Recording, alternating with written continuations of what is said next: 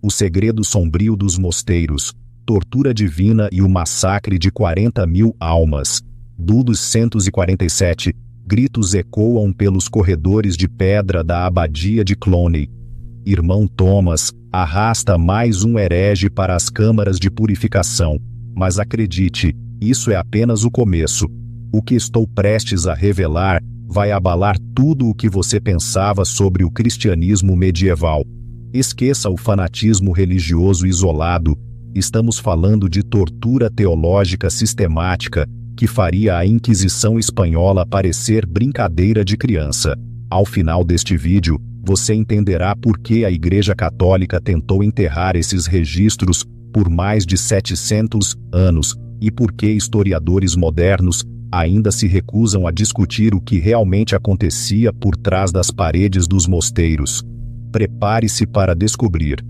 1. Como monges não apenas torturavam, mas inventaram 3 métodos tão brutais que até carrascos experientes recusavam-se a usá-los. 2. As distorcidas justificativas bíblicas que esses homens santos usavam para convencer a si mesmos de que quebrar ossos era salvar almas. 3. O único mosteiro que assassinou sistematicamente mais de 40.000 pessoas em nome da purificação divina. Se você está pronto para mergulhar nos segredos religiosos mais sombrios da história, clique em inscrever-se e ative o sininho. O que vem a seguir vai assombrar seus pesadelos, mas primeiro, precisamos entender como homens de Deus se tornaram monstros. O poder absoluto dos mosteiros, um reino divino na Terra. Imagine, estamos no ano 1000. A Europa vive uma transformação religiosa sem precedentes. Mosteiros deixam de ser apenas locais de oração e se tornam reinos autônomos, com leis próprias, exércitos e, o mais perigoso, sistemas de justiça independentes. Entre os anos 1000 e 1300, ordens monásticas como os beneditinos, cistercienses e cluniacenses acumularam riqueza e influência política que rivalizavam com reis. E o mais assustador, eles não respondiam a nenhuma autoridade terrena. Reis, nobres ou bispos locais não podiam interferir em sua missão divina. Você pode pensar, e daí? Eram homens santos dedicados a Deus. Mas ninguém te conta sobre o perigo do poder religioso absoluto. Quando você acredita que está falando em nome do divino, qualquer ato de crueldade se torna justificável. Cada grito vira oração, cada osso quebrado salvação. Esses não eram psicopatas agindo nas sombras, eram abades respeitados, teólogos eruditos, homens que copiavam escrituras de dia e projetavam instrumentos de tortura à noite. Tinham bibliotecas, educação e séculos de tradição teológica para respaldar seus atos. A brutalidade deles não era apenas pela escala, mas pelo propósito. Inquisidores espanhóis torturavam por confissões, reis medievais torturavam por informações, mas esses monges, eles torturavam para purificar. Acreditavam genuinamente que, ao quebrar o corpo, estavam salvando a alma eterna. E a parte mais arrepiante, eles mantinham registros meticulosos. Cada método, cada vítima, cada justificativa teológica era cuidadosamente documentada. Tinham orgulho de seu trabalho, acreditavam estar servindo a Deus. O que você vai ouvir agora vem diretamente desses registros, documentos que a Igreja tentou suprimir por séculos. As câmaras de mortificação, onde a dor se torna arte divina. Bem-vindo às câmaras de mortificação da Abadia de Saint-Denis. Imagine uma oficina medieval, mas em vez de ferramentas de construção, você encontra instrumentos projetados para quebrar o espírito humano. Aqui monges transformaram a autotortura em uma forma de arte. Em 1205, o abade Suger de Saint-Denis criou as câmaras de correção divina, salas subterrâneas onde monges praticavam a mortificação da carne. Mas aqui a coisa fica sinistra. Não era mais apenas autopunição. Os monges descobriram algo horripilante. Eles estavam se viciando na dor. O diário do irmão Benedito, encontrado em 1960, descreve o processo com detalhes perturbadores. Hoje senti a presença divina mais claramente quando o irmão Marcos aplicou a disciplina em minhas costas.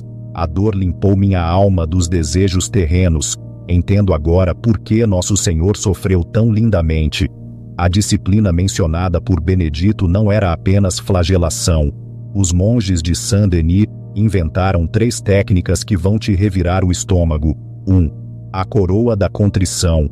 Uma faixa de ferro apertada ao redor do crânio até rachar. 2. O laço da alma. Vítimas suspensas pelos pulsos por dias, enquanto monges liam escrituras. 3. A comunhão divina. A mais sádica de todas. Envolvia a remoção lenta de pedaços de carne enquanto a vítima era forçada a recitar orações. E o que ninguém te conta sobre os mestres da disciplina? Eles não torturavam mais apenas a si mesmos.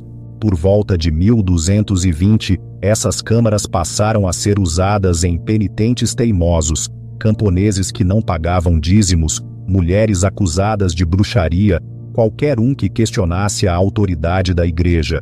Os registros da abadia mostram que entre 1220 e 1240, mais de 800 pessoas entraram nessas câmaras. Apenas 94 saíram vivas.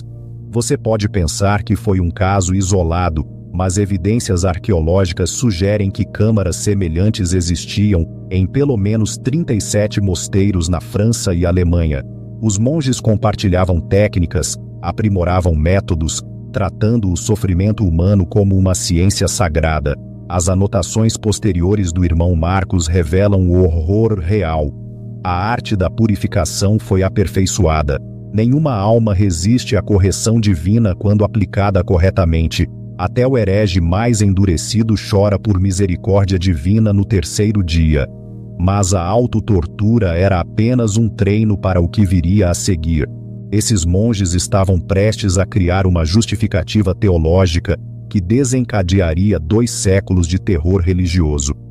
O Manual de Malaquias, a teologia da tortura que salvava almas. Em 1247, uma mente brilhante, porém distorcida, estava prestes a mudar a tortura religiosa para sempre. O abade Malaquias da abadia de Melifon não queria apenas ferir hereges, ele queria salvar suas almas através do sofrimento, e tinha o conhecimento bíblico para provar que era a vontade de Deus. O Manual de Correção Sagrada, de Malaquias, se tornou o texto religioso mais perigoso já escrito. Não era apenas um manual de tortura, era uma obra-prima teológica de 200 páginas que usava as escrituras para justificar cada ato de brutalidade imaginável. E o mais aterrorizante, para mentes medievais, fazia sentido. Seu argumento central era diabolicamente inteligente. Malaquias apontava para o sofrimento de Cristo na cruz e perguntava: se Deus permitiu que seu próprio filho suportasse agonia para a salvação da humanidade, não infligir sofrimento semelhante a hereges ajudaria a salvar suas almas? A dor, argumentava ele, era o caminho mais rápido para a revelação divina. Assim como o ouro é purificado no fogo, escreveu Malaquias. A carne do herege deve ser purificada através da correção divina. Seus gritos são orações que ainda não conseguem expressar com palavras. Somos meros instrumentos de Deus, ajudando-os a encontrar suas vozes. E aqui está o que ninguém te conta sobre a doutrina da purificação. Ela deu aos monges permissão para torturar com a consciência limpa. De repente, cada ato de sadismo se tornava um ato de misericórdia. Quebrar os dedos de alguém, você estava ajudando-o a entender as chagas de Cristo. Afogamento simulado, waterboarding, você estava batizando suas almas corrompidas. O manual fornecia justificativas bíblicas específicas para cada método de tortura. Queimaduras com ferro quente eram apoiadas por Deuteronômio 32:22, quebra de ossos referenciada no Salmo 51:8. Até tortura sexual encontrava justificativa em passagens sobre a mortificação da carne. Em uma década, cópias do Manual de Malaquias se espalharam por mais de 50 mosteiros. Cada abadia começou a desenvolver suas próprias correções especializadas, baseadas em heresias locais. Os cistercienses aperfeiçoaram técnicas para purificar mulheres acusadas de adultério. Os beneditinos criaram torturas específicas para cambistas que cobravam juros. Uma carta do irmão Patrício ao abade Malaquias, em 1253, revela o verdadeiro impacto da doutrina. Suas percepções teológicas revolucionaram nosso trabalho. Ontem, um mercador confessou sua usura após apenas 6 horas de purificação. Sua gratidão foi linda de testemunhar. Ele nos agradeceu entre lágrimas, dizendo que finalmente compreendia o amor de Deus. O aspecto mais chocante: os monges acreditavam genuinamente que estavam realizando atos de misericórdia divina. Viam a si mesmos como cirurgiões espirituais, cortando o pecado para salvar almas. A dor não era punição, era remédio. Não saia ainda. O que estou prestes a revelar sobre a abadia de Cluny fará tudo o que você ouviu parecer misericórdia em comparação. Se os mestres da disciplina eram artistas e a doutrina da purificação era sua teologia, então Cluny era sua obra-prima. Uma fábrica de sofrimento que operou com eficiência industrial por mais de 60 anos. Cluny Abbey, a fábrica de sofrimento e o massacre de 40.000 almas. Fundada em 1088, Cluny era o maior mosteiro do mundo cristão. Mas o que os turistas não veem hoje são as câmaras subterrâneas que se espalhavam sob o complexo principal. Recentes pesquisas com radar de penetração no solo revelaram uma rede de salas que os registros medievais chamavam de criptas de penitência. E o que os arqueólogos encontraram desafia a imaginação. O abade Hugh de Cluny transformou a correção religiosa em produção em massa. Entre 1250 e 1289, os registros de Cluny documentam a purificação de 40.000 almas. Sim, você leu certo.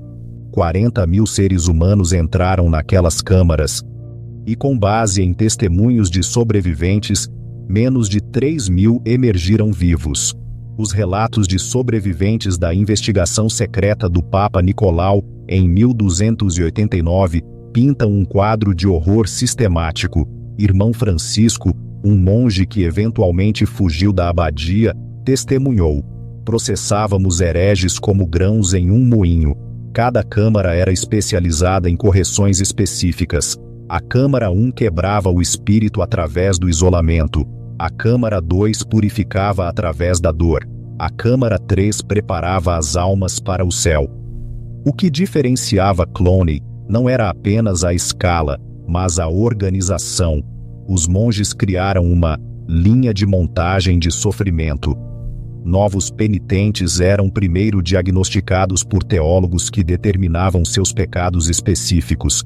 Em seguida eram designados para as câmaras apropriadas, com base em um sistema de classificação que tratava almas humanas como inventário.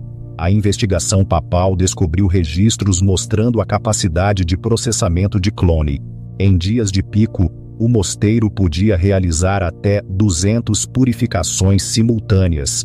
Tinham turnos de monges trabalhando dia e noite, sistemas detalhados e até cadeias de suprimentos para equipamentos especializados. Agnes de Montpellier, uma das poucas sobreviventes, testemunhou sobre o processo de purificação. Eles me disseram que meu sofrimento duraria exatamente 7 dias, tempo suficiente para minha alma aceitar o amor de Deus. Eles tinham tabelas mostrando quanto tempo cada pecado exigia. Adultério eram 5 dias, roubo 3, heresia era até a morte ou a verdadeira conversão. Mas aqui está o que ninguém te conta sobre a última vítima de Cluny, porque este caso finalmente derrubaria todo o sistema e exporia o segredo mais sombrio do mosteiro aos tribunais papais. A vítima era alguém que os monges nunca esperaram ver em suas câmaras, alguém cuja tortura desencadearia uma investigação que abalaria a Igreja Católica até o âmago. Fique até o final, porque a reviravolta final vai mudar tudo o que você pensava sobre o cristianismo medieval. O cardeal em Cluny, o fim de uma era de terror. O jovem arrastado para as câmaras de purificação de Cluny em dezembro de 1289 não era apenas mais um herege, ele era o cardeal Federico de Nebu, legado do Papa Gregório X e um dos teólogos mais respeitados da Europa. E sua tortura finalmente exporia o horror monástico que operava nas sombras há 2 séculos. Federico investigava relatos de correções excessivas em vários mosteiros quando chegou a Cluny sob falsa identidade. Ele queria ver a verdade em primeira mão, então se passou por um estudioso viajante, espalhando ideias perigosas sobre reforma da igreja. Os monges morderam a isca imediatamente. O que aconteceu a seguir vem do próprio testemunho de Federico, escrito em sua cela antes de sua execução planejada. Eles me despiram e iniciaram o processo de diagnóstico. Irmão Thomas examinou meu corpo em busca de sinais de pecado, enquanto irmão Marcos consultava o manual de Malaquias.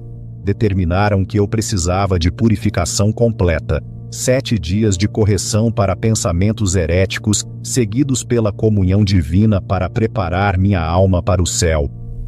Por 3 dias, Federico suportou técnicas que ele descreveu como inovações em agonia que fariam demônios chorar. Os monges haviam refinado seus métodos ao longo de décadas, sabiam exatamente quanta dor um corpo humano podia suportar sem morrer. Como manter alguém consciente durante o sofrimento extremo, como quebrar o espírito preservando a carne para mais correções. Mas no 4º dia, algo sem precedentes aconteceu. Um mensageiro chegou com notícias urgentes. O Papa Nicolau IV estava enviando investigadores para examinar todos os mosteiros suspeitos de zelo excessivo. O abade entrou em pânico. Ele não podia arriscar ter um cardeal torturado descoberto em suas câmaras. Em uma tentativa desesperada de encobrir, o abade Hugh ordenou a libertação imediata de Federico e alegou que ele era um penitente voluntário, buscando orientação espiritual. Mas os ferimentos de Federico contavam outra história: costelas quebradas, marcas de queimadura, evidências de tortura sistemática que nenhum penitente voluntário suportaria. O relatório de Federico ao Papa Nicolau IV se tornou o documento mais importante na história da reforma religiosa. Santíssimo Padre, o que testemunhei em Cluny não foi correção, mas abominação. Estes monges criaram uma teologia de sadismo que perverte a mensagem de amor de Cristo. Eles torturam não para salvar almas, mas porque aprenderam a encontrar Deus no sofrimento humano. A resposta papal foi rápida e absoluta.